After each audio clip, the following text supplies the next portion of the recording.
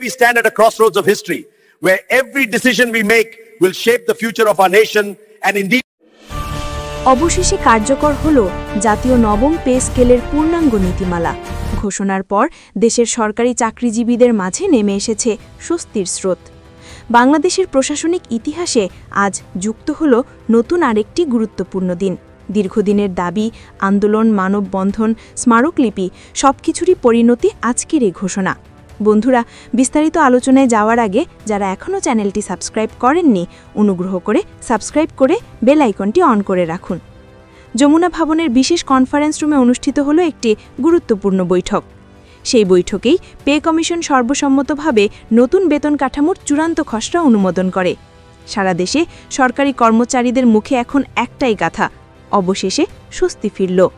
বৈঠকটি শুরু হয় সকাল 10টায় প্রধান উপদেষ্টা সভাপতিত্ব করেন উপস্থিত ছিলেন পে কমিশনের চেয়ারম্যান অর্থ উপদেষ্টা শিক্ষা উপদেষ্টা জনপ্রশাসন সচিব বাজেট শাখার শীর্ষ কর্মকর্তারা এবং 4 উপদেষ্টা প্যানেলের বিশেষজ্ঞগণ কনফারেন্স রুমের বাইরে ছিল বাড়তি নিরাপত্তা ভেতরে চলছিল নিরবিচ্ছিন্ন পর্যালোচনা মূল্যায়ন তুলনামূলক হিসাব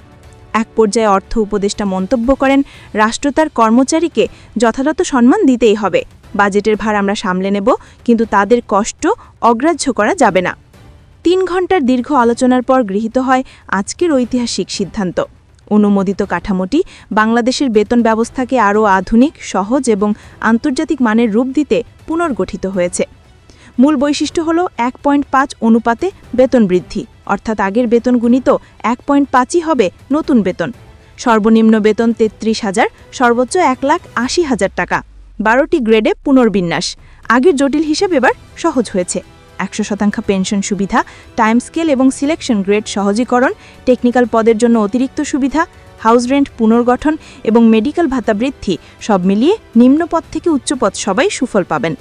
1.5 অনুপাতটি এমনভাবে সাজানো হয়েছে যাতে মুদ্রাস্ফীতির চাপ সামাল দেওয়া যায় এবং বাজার দরের সাথে জীবনমান স্বাভাবিক থাকে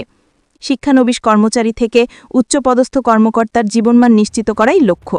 যেমন আগের বেতন 16,000 হলে নতুন বেতন দাঁড়াবে 24,000-এর বেশি সর্বনিম্ন বেতন নিশ্চিতভাবে থাকবে 33,000 টাকা অন্যদিকে গ্রেড 1 কর্মকর্তাদের বেতন পৌঁছাবে সর্বোচ্চ 1,80,000 টাকায় সরকার জানিয়েছে এটি কেবল বেতন নয় রাষ্ট্রের পক্ষ থেকে কর্মচারীদের সম্মানের প্রতিফলন অর্থ মন্ত্রণালয় জানিয়েছে নতুন কাঠামো বাস্তবায়নে অতিরিক্ত বাজেট লাগবে তবে তারা প্রস্তুত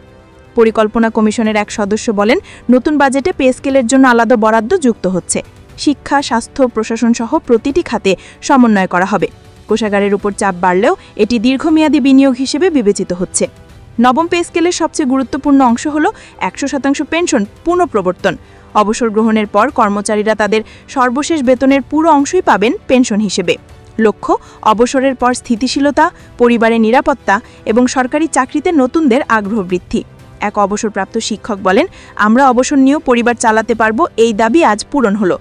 গত কয়েক মাসে দেশের নানা স্থানে কর্মচারীরা আন্দোলনে নেমেছিলেন ঢাকা চট্টগ্রাম খুলনা রাজশাহী রংপুর সহ বিভিন্ন জেলায় মানববন্ধন ও মিছিল হয়েছে সোশ্যাল মিডিয়া ভাইরাল হয় নানা ভিডিও দাপ্তরিক কর্মচারীদের দাবি শিক্ষকের বেতন সংশোধন চিকিৎসকদের ভাতা বৃদ্ধি গ্রেড পুনর্নির্ধারণ ইত্যাদি নিয়ে আজকে সিদ্ধান্ত সেই আন্দোলনের ইতিবাচক প্রতিক্রিয়া আগে ছিল 20 গ্রেড জটিলতা বিলম্ব বিভ্রান্তি ছিল বেশি এবার 12 গ্রেড এমনভাবে সাজানো হয়েছে যাতে নিম্নপদস্থ কর্মচারীরা দ্রুত উন্নতি পান 1 গ্রেডে দীর্ঘদিন আটকে থাকা কমে যাবে দক্ষতা অভিজ্ঞতা এবং কাজের মানের ভিত্তিতে নতুন সুযোগ তৈরি হবে প্রধান উপদেষ্টা বলেন নতুন গ্রেড প্রশাসনকে আরও দ্রুত ও স্বচ্ছ করবে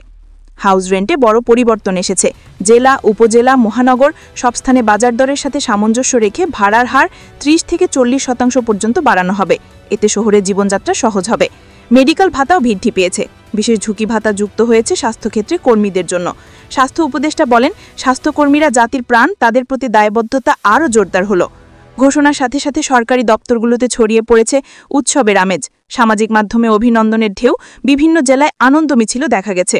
শিক্ষক ডাক্তার ইঞ্জিনিয়ার প্রশাসনিক কর্মকর্তা সবার মধ্যেই স্বস্তি এক কর্মকর্তা বলেন আজকের দিনটি ইতিহাসে স্মরণীয় হয়ে থাকবে নবম পে স্কেলের ফলে চাকরিতে স্থিতিশীলতা বাড়বে নতুন প্রজন্ম সরকারি চাকরি সম্পর্কে আগ্রহী হবে দক্ষতা ও উৎপাদনশীলতা বৃদ্ধি পাবে পরিবারের নিরাপত্তা ও স্বস্তি ফিরবে প্রশাসনের কাজে আসবে গতি অর্থনীতিতেও ইতিবাচক প্রভাব পড়বে এটি শুধু বেতন বৃদ্ধি নয় রাষ্ট্রের মানব সম্পদে দীর্ঘমেয়াদী বিনিয়োগ আজকের ঘোষণা শুধু একটি পে স্কেল নয় ভবিষ্যতের নিরাপত্তার অঙ্গীকার